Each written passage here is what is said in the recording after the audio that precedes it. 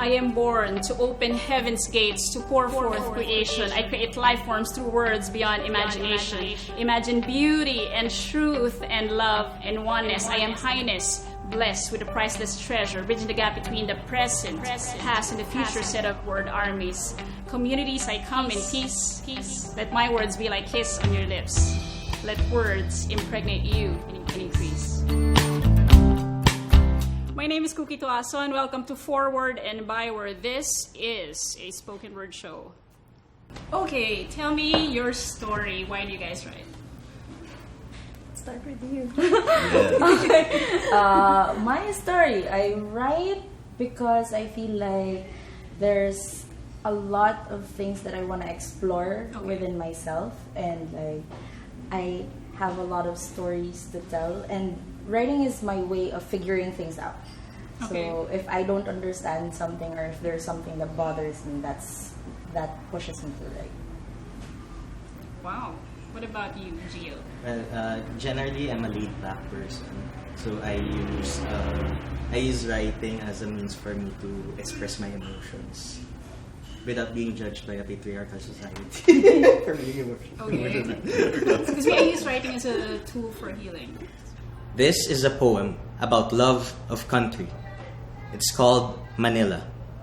Manila taught me not to return, but she also taught me to be stubborn. Rules are merely suggestions for Manila. She said, "Can you blame a girl who just wants to survive?" Pardon Manila, for she is emotional. She does not reason well. Morals are a luxury of the stupid and a toolkit of the cunning. I once heard her say with a touch of pride.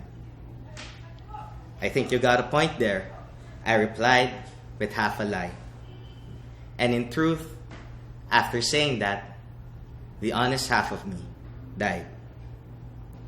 Manila can get to you, but sometimes I get to her. Sometimes she'll cry and ask me if I really loved her, or is it just the idea of her that I'm longing for? Sometimes she'll beg me to leave her, for I deserve someone better than a whore. Pardon Manila, for she is broken. She had a troubled past. Sometimes I'd run my fingers along the scars of Manila's bare back. She'd say, "The one you're touching, from the Spaniard. The one beside it, American. That one, Japanese." They used me, but I survived. "I love you, Manila," I told her. She said, "Men will say anything to make a girl's legs part. And you are a poet. Words are keys you use on women's hearts. I wish I could be loved by a man like you. But we both know that is unfair.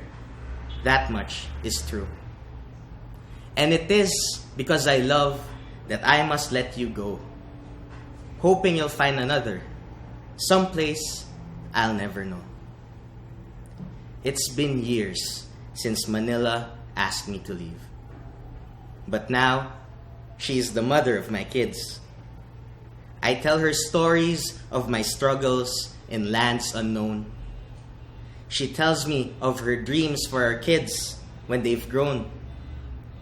Pardon Manila for all that she lacks, but I love her still. That's all there is to that. Manila, I love her. With her, I am home. Thank you. Well, I write because, of course, it's my profession. But aside from that, yeah, just like him, expression. And there are just so many thoughts inside my head, and I just couldn't keep them all there. So I have to write them down. Same thing here. So I just have to write them down too. Yes, I write. I've been writing. I use it for getting money in college when I have friends who need lines for women. It's the easiest poetry. business. But I really write because it's a passion. You love to write. You write because you love to do it, and it is easy to write when inspiration just comes from everywhere. You write from something that you see, you write from something from the past, you write something that's happening, you write something from mind or from heart. Write is writing. Okay. How much did you charge back then? Oh, in UP you don't have to charge that much, but they can give you free food. Yeah, Okay. free soft drinks. That time. See that? What else is free? Huh? No, the only thing I have to tell them is they should show me the girl. Then I could write Okay. something about that girl. Oh, so that will inspire you. Yeah, it's something Right. because Come up with something. because it's them will be giving it to the girl. They'll be giving it. That's business. What do you guys usually write about? Me, it's I know that you write about erotica. yes. Oh, that's a secret. That's a secret. Oh, I write about anything. Yeah, me too. Yes, anything. Anything that you can strikes write, you. yes. Anything that strikes you. There. Ow! Now she can write about that. Now, come up Yeah. with Now she come up can with write Blood in something. my Come up with an veins. idea. See that? Coming out from my mouth. Now she can write about something. That was, That really hurts. that's helping you. But peace. Okay, you guys.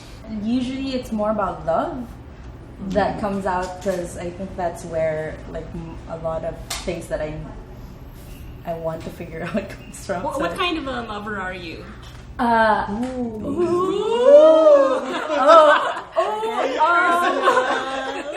I am a very Hot coffee. like spicy pepper. No, I'm a very pragmatic lover. Yeah, because I like to think things through. I Okay. don't want to just like go and push forth and like just push my own agenda, but like look at it from all sides, what is really happening. So I Okay. like to label it as pragmatic type of being a lover. Okay. Using love as a metaphor, how do you like? What kind of words do you come up with usually, or what's your best metaphor that represent love? For love, I think for me, love is a broken chord, like a musical Okay. chord which is broken. Okay. That's what I could think of. A broken musical chord, because a musical chord in itself is already whole, but at the same time when it's broken, because it's not just all good in love.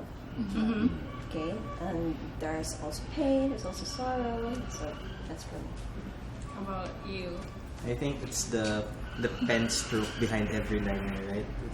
It's the reason, it's the unspoken reason behind why we write in the first place. So it's usually the source of I think it's the supreme emotion. So Yeah. so for example, if you're gonna write about something which is sad or angry, it's actually the opposite of love, in the lack of love. But if you're gonna write about something which makes you happy or makes you pleased or hopeful, then it's the brighter side of love. Okay. How about you, Abby? For me, it is the way to be hidden, the way to be seen, the way to express yourself in just by simple words or by extremes. You can do it just by any rhythm, any rhyme. Love has no time.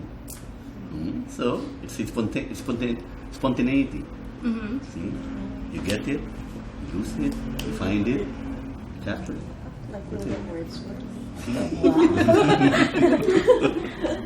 To me, it's I think silence. Silence. Because there's like a type of silence that's uncomfortable. Love is like that sometimes, and there's a silence that's very comfortable and you're just relaxed, and love is like that sometimes. So I see it in that manner. This piece is called Crash.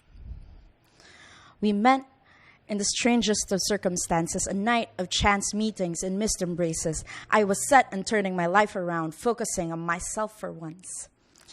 See, I'm not used to consistency. I thrive in adversity, used to being the girl for now, the girl for when you're bored, feel sad and need love, I'll be there with my heart waiting, wrapped in shiny paper, tied with a bow, ready for the taking.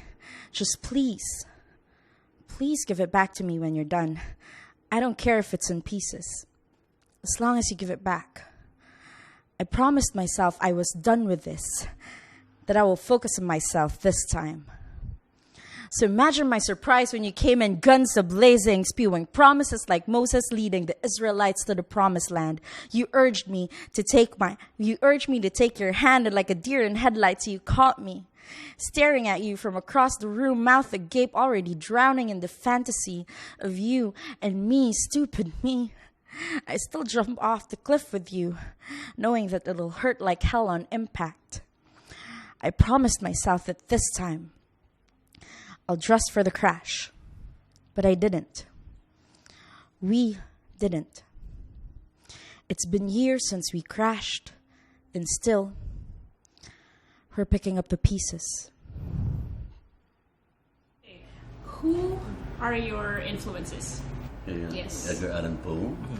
The other would be Rudyard Kipling. Oh, yeah. If of Rudyard Kipling was the favorite of my father, then that was taught to me in elementary. Then I still have that poem, still remember it.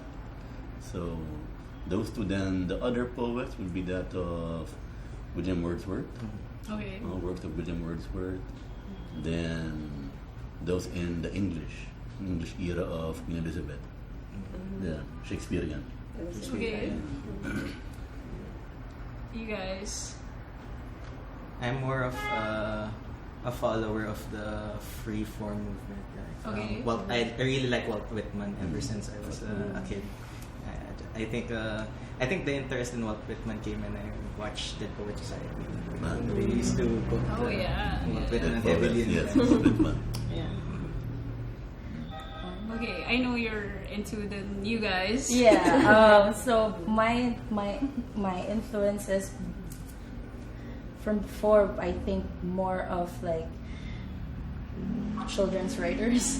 So Wow. Shel Silverstein and like all of the everything from Disney to whatever that's for my inspiration. For now, for spoken word poetry, I've been getting it from like everywhere. So more on like the YouTube guys. So like Sarah K, Phil K. Oh, yeah. Oh, Sarah K's coming, by the way. Yeah, Sarah K and Phil K, they're Yeah. coming to Manila.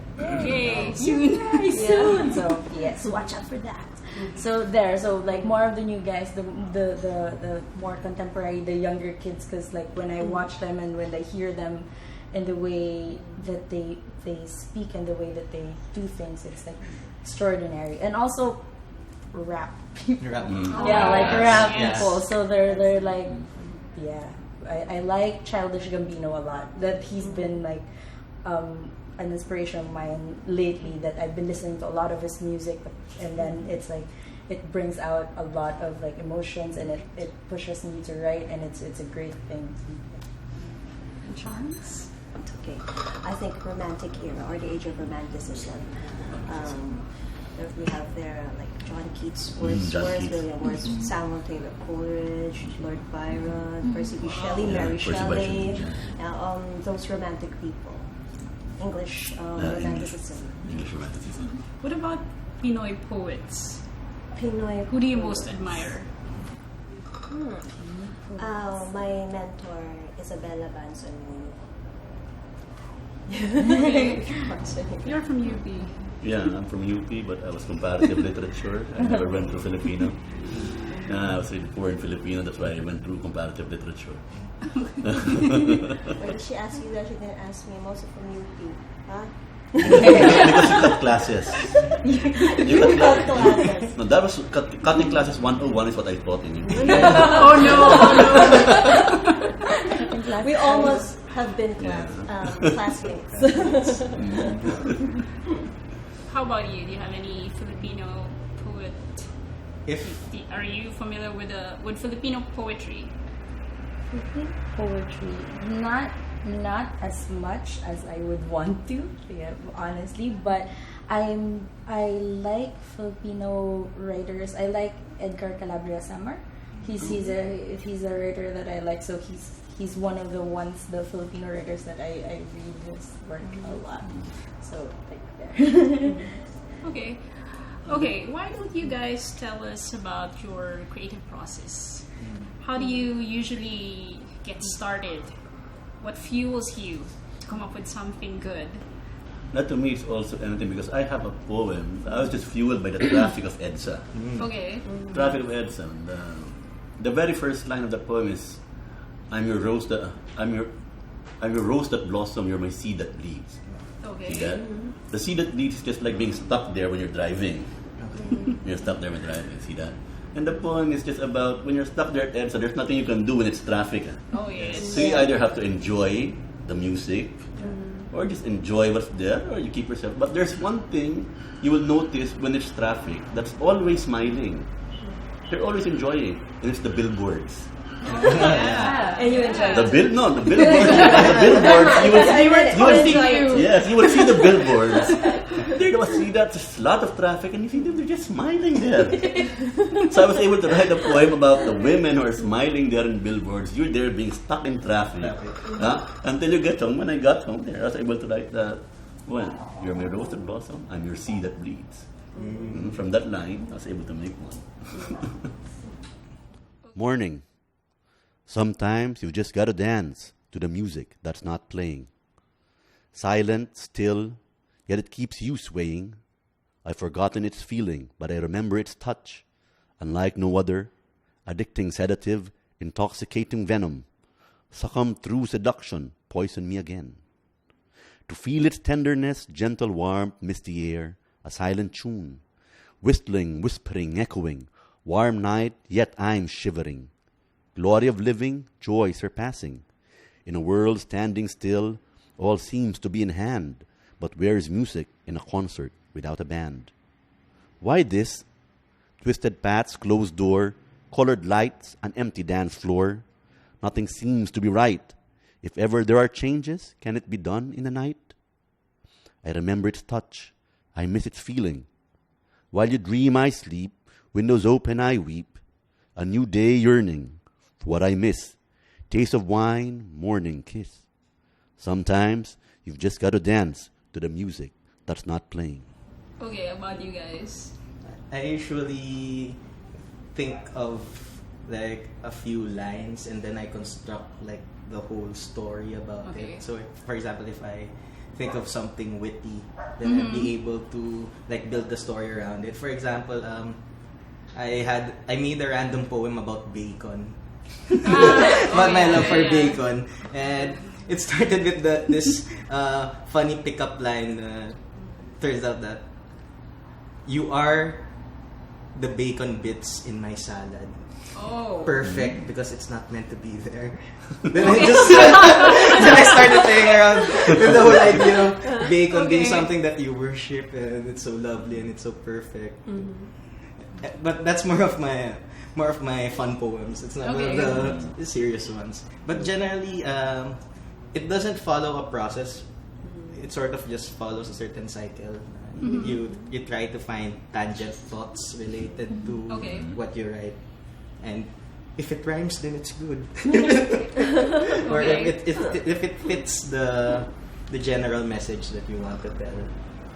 And one of the things I really want to develop as I write is to be able to provide at least two levels of meaning with what you write. So for example, there's like the preliminary layer na as you read it, how you understand it, it's what's written on the page. But behind it, there's actually a metaphor behind it. For example, for the piece I just performed, it can appear as a sort of dysfunctional relationship between two people, but it's actually about a metaphor about love of country.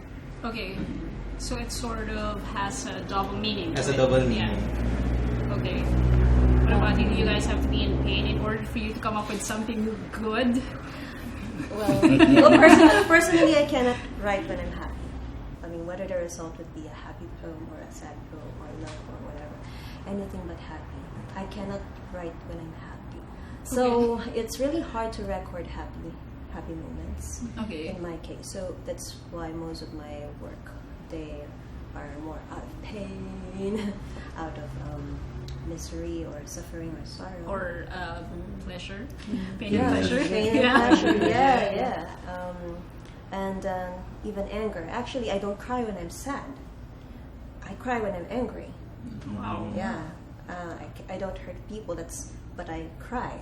That's the effect on me. Basically, the creative process, it happens, just happens, and then it wouldn't be complete yet. Maybe it would take like months or years before it will happen again, and then it's like a continuation of what I've written like prior to that, months before. So to get it all there, it would take some time, and most of the time they form in my dreams. I dream of them, and so when I wake up, I record, and then I transcribe. Okay. So that's my creative process. Okay. Sometimes I get ideas while I'm inside the shower. I don't know if you've ever experienced that. Yes. Yeah. Like inside the shower, you'll just Never pause happened to mid-shower. me. Pause Yes. mid-shower, and then you're like, okay, I need to write this down. And then I'll go back to the shower, you'll shampoo on your hair. Yeah. Okay, what about you? To me, it's like, it's the same thing. I can't write when I'm happy. Because, like, I was talking with a friend of mine last night, and then he told me that there's only a few words for happy, but so many ways to describe, like, how you are sad or how you are in pain. So it's easier to write. It's more, it has, like, a more robust way of expressing when you are in pain and when you are sad. But usually with my process, it comes from experience. If I find something that it strikes me a lot and it instills like a lot of feeling and it moves me in such a way, it brings out like the words and everything. But for me, it's more of like, it always, most of the time it ends up like into a funny poem, but like it's like a dark comedy, but it's funny. So like, yeah, it ends up like that. So it's like a play on words, and it sounds like stand-up comedy sometimes. But yeah, but it's like, but really, it comes from a place that it's like painful and dark. Yeah. So people are like, yeah. So that's how I write. Okay, can you tell us something about your most memorable experience with the written and spoken word? I know that you sometimes turn your poems into songs. Oh yeah, actually, and sometimes vice versa. Yeah. You know. What makes you decide that, okay, this poem is going to become a song? Rather than Yes. usually, if I was able to create it, or I was able to dream of it with music, it becomes a song. If it's just words, it's a poem.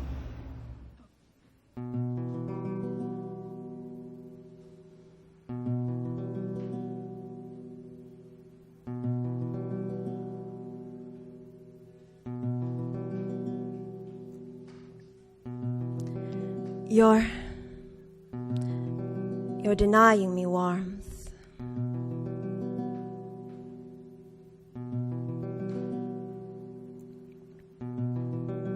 You're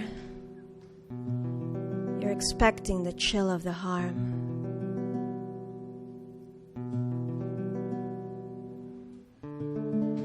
If you cannot scream the lies, conceal wound from my wounded eyes.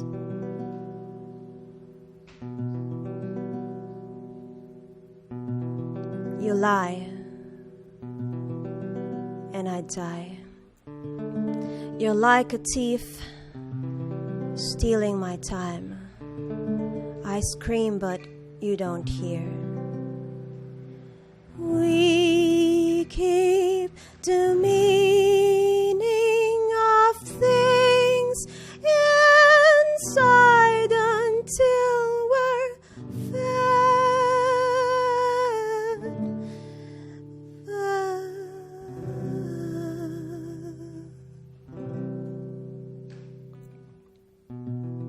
When will you end keeping your fears inside your tears, inside your dreams, keeping your dreams inside your fears?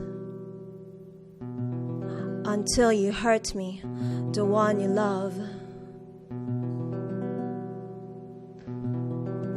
Am I dead? Am I dead? Am I dead? Am I dead?